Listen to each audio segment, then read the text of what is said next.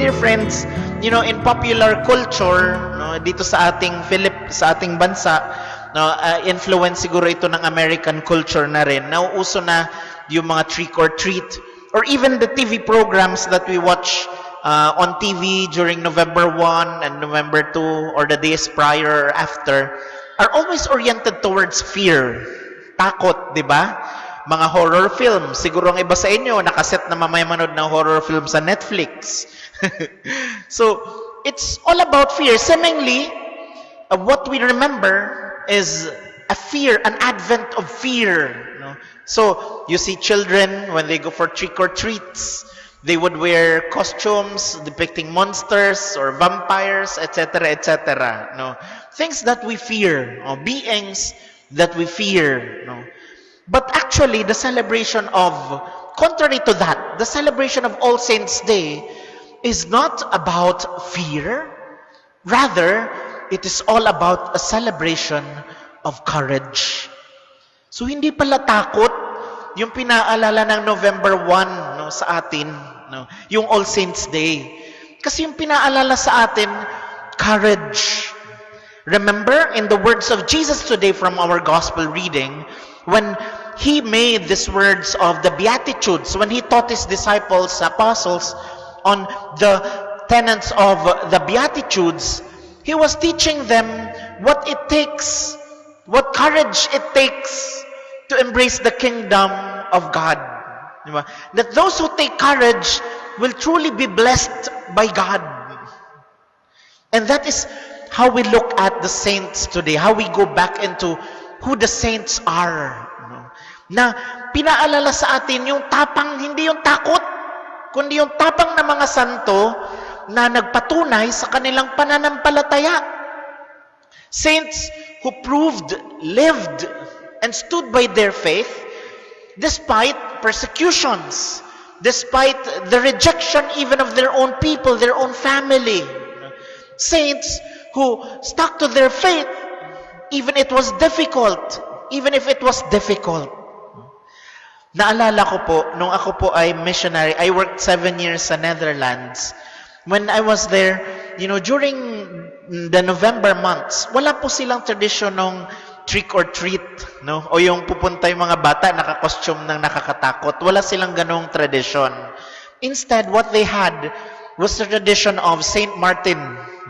They celebrate the day of Saint Martin.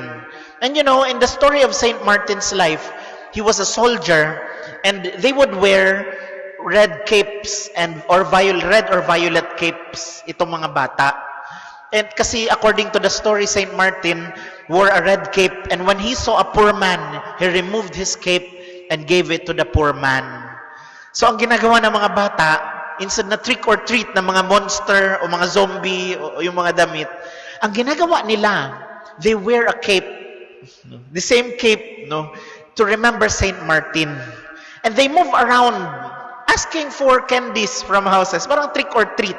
But then, they bring also along with them, the child usually who would lead the children would bring a lantern. Or kung hindi man, lahat ng mga bata may dalang lantern. Na instead of fear, pupunta doon sa mga bahay, nakakatakot ang mga costume, although adorable pag mga bata pa. Ang ginagawa nila is to remember the light of Jesus being brought to every home they visit. So, it's not simply all about yung receiving all the sweets and the candies, but it's the children reminding the people, the houses they're knocking onto, that they are bringing the light of Christ to every house they visit. Ang ganda, di ba? Gandang tradition.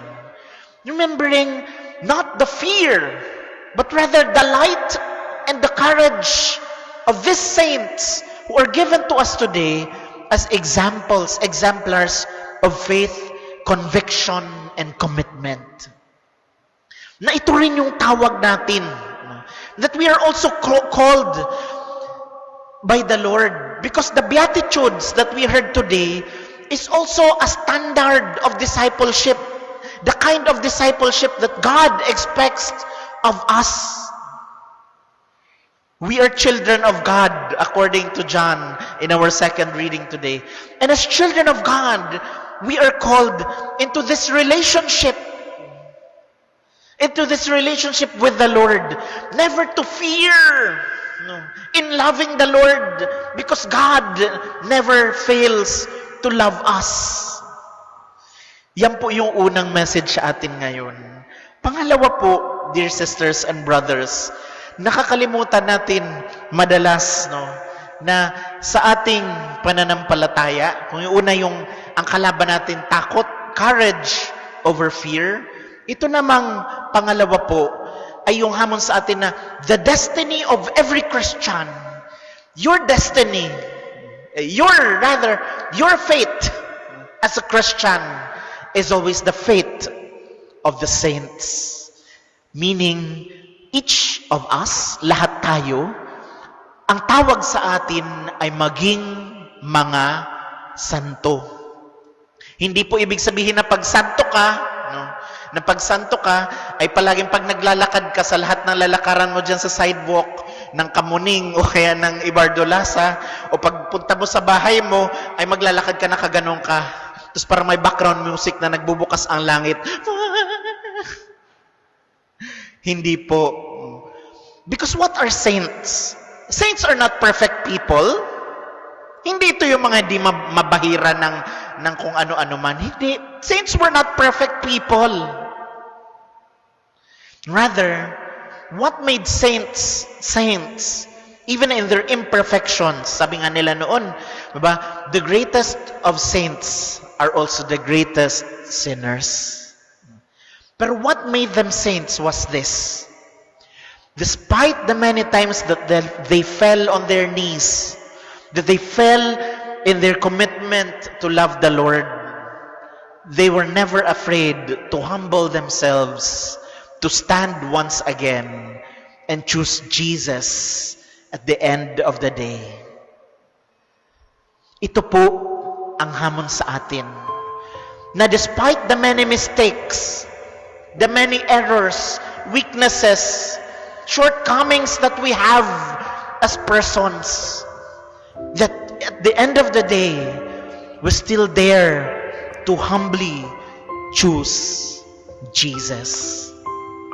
Napipiliin pa rin natin mahaling si Jesus sa dulo ng bawat araw na hinaharap natin sa ating buhay. So my dear friends, where are we in our desire to follow the Lord? Where are we in our desire to respond to God's love? Naalala ko nung ako po'y pumasok sa seminary, meron pong isang question doon. Why do you want to enter the seminary? Letter A, multiple choice po. Letter A, I want to serve God and His people. Letter B, no, I want to become a priest. Of course, obvious yun, no? Letter C, ang nakalagay doon, I would like to become a saint. Inisip kong maigi kung anong sasagutan ko. Pero ang binilugan ko, naalala ko pa, yung letter C, I want to become a saint. I hope in our weaknesses, in our shortcomings, sa ating mga kahinaan at karupukan, huwag nating kakalimutan na hilingin pa rin, hangarin pa rin para sa ating buhay na sana balang araw magiging kaisa rin natin ang mga santo. Kaya sa araw na ito, sa pag-alala natin sa kanila, tumalima rin tayo sa ating hinaharap. Tumalima rin tayo sa ating tadhana na ang bawat Kristiyano, ikaw at ako, ay tinadhana rin na makaisa ni Kristo sa kalangitan. Bilang mga anak ng Diyos, naway maging ganap ang ating pagtugon, ang pagpili natin kay Kristo sa araw-araw.